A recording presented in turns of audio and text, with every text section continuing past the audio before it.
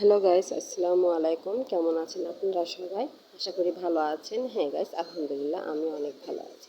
আজকে আপনাদের সামনে আমি নিয়ে আসবো নারকেলের দুধে ডিমের কোরমা কীভাবে রান্না করতে হয় সেটা। তাহলে চলুন দেখে নেওয়া যাক কীভাবে আমরা ডিমের কোরমাটা রান্না করব। প্রথমে আমি এখানে ডিমগুলো সেদ্ধ করতে দিয়েছি। ডিমগুলো সেদ্ধ হচ্ছে, এর ফাঁকে চলুন আমরা দেখে যাই কী কী মশলা অ্যাড করব। একটা বাটিতে আমি মশলাগুলো সব নিয়ে নিয়েছি। এর ভিতরে পেঁয়াজ, আদা, রসুন, জিরা আর দুটো শুকনো ঝাল বেটে নিয়েছি। তার উপরে নিয়েছি 3টা এলাচ, 3টা কাঠ আর একটা তেজপাতা। যেহেতু এটা মিষ্টি তরকারি হবে সেই ক্ষেত্রে ঝাল আমি একটু কম ব্যবহার করি, 1টা কি 2টো ঝাল ব্যবহার করতে হবে। এরপরে আমরা নারকেলের দুধ কীভাবে নিতে হয় সেটা দেখাচ্ছি। এখানে আমি নারকেল কুড়িয়ে নিয়েছি, তার মধ্যে হালকা একটু পানি দিয়ে ভালো করে নারকেলগুলো মুথে নেব। মুথে নেওয়ার কারণে হবে কি, নারকেলের ভিতরে যতগুলো সাদা পানি আছে সেগুলো সব বেরিয়ে আসবে। ঠিক এইভাবে মুথে দেবেন, দেখতেই পাচ্ছেন আপনারা। এরপর আমি একটা গ্লাসের উপরে একটা ছাঁকনি রেখে এই দুধগুলো চিপে নেব।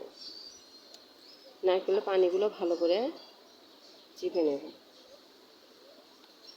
এতে করে হবে কি, নারকেলের বড় বড় দলাগুলো ওই নারকেলের পানির ভিতরে যাবে না। নারকেলের দুধগুলো অনেক সুন্দর, একদম ফ্রেশ হবে, এর ভিতরে কোনো ময়লা থাকবে না। দেখতেই পাচ্ছেন আমার নারকেলের দুধ একদম রেডি। তাহলে চলুন রান্না করতে যাওয়া যাক। এখানে আমি ডিমগুলো ছিলে নিয়েছি, এর ভিতরে হালকা পরিমাণ লবণ আর কিছু হলুদ দিয়ে ডিমগুলো মাখিয়ে নেব।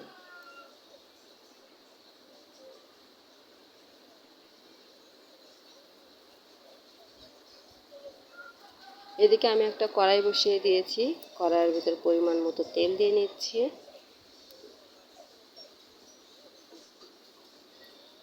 এবার ডিমগুলো ভেজে নেব হালকা করে।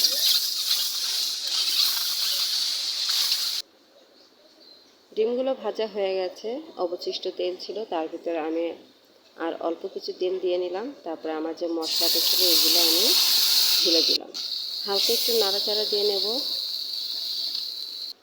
পরে এর ভিতরে দেবো লবণ, সামান্য পরিমাণ হলুদ দিয়ে ভালো করে নাড়াচাড়া দিয়ে নেব। আমি যে নারকেলের দুধগুলো ছেঁকে রেখেছিলাম সেগুলো দিয়ে অল্প অল্প করে দিয়ে আমি এই মশলাগুলো কষিয়ে নেব। বেশি না, অল্প দেব। আমি একটু একটু করে নারকেলের দুধ দিয়ে এই মশলাগুলো 2-3 বার কষিয়ে নেব।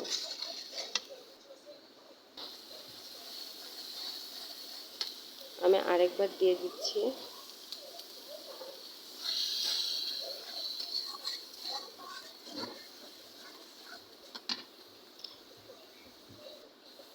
আমার কষানো হয়ে গেছে, আপনারা দেখতে পাচ্ছেন।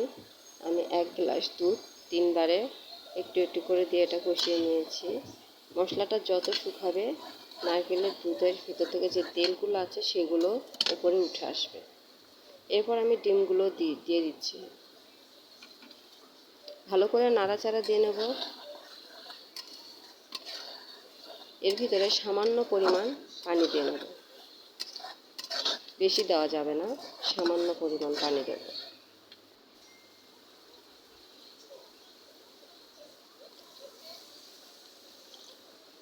হালকা একটু পানি দিয়ে ভালো করে রান্না করে নেব। আপনারা এর ভিতর অবশ্যই স্টিলের চামচের 1 চামচ চিনি মেশাবেন, ছোট স্টিলের চামচ। আমি আজকে এর ভিতরে চিনি ব্যবহার করব না, কেননা আমার বড় মেয়ে মিষ্টি একটু কম পছন্দ করে। দেখুন আমার রান্না হয়ে গেছে, আর এটা হচ্ছে আমার রান্নার ফাইনাল লুক। আপনারা অবশ্যই চিনি মেশাবেন, আর ভিডিও ভালো লাগলে অবশ্যই শেয়ার করবেন।